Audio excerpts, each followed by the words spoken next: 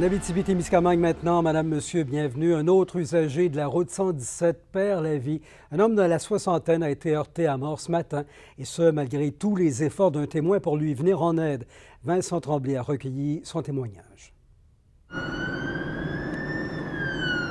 Un homme dont on ignore toujours l'identité a perdu la vie ce matin sur la route 117 à Rouyn-Noranda.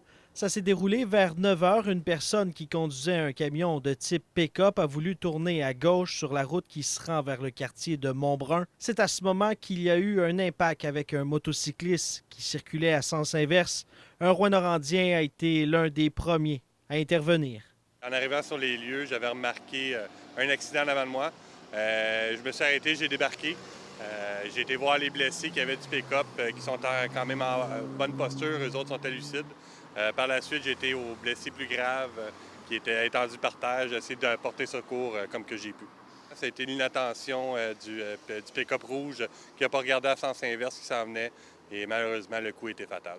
C'est un autre accident mortel à survenir sur la route 117. Malheureusement, la 117, c'est quelque chose, une autoroute qui a beaucoup de morts que j'ai vues, beaucoup d'accidents. La vitesse en cause tellement que c'est fou. L'accident est survenu à quelques mètres des travaux du ministère des Transports du Québec où le MTQ aménage une voie de dépassement et effectue la réfection de la chaussée. La route 117 a d'ailleurs été fermée pendant de nombreuses heures à la circulation avant de rouvrir peu avant l'heure du dîner. Le MTQ confirme que l'accident n'a rien à voir avec le début des travaux. De son côté, la Sûreté du Québec mentionne que l'identité de l'homme décédé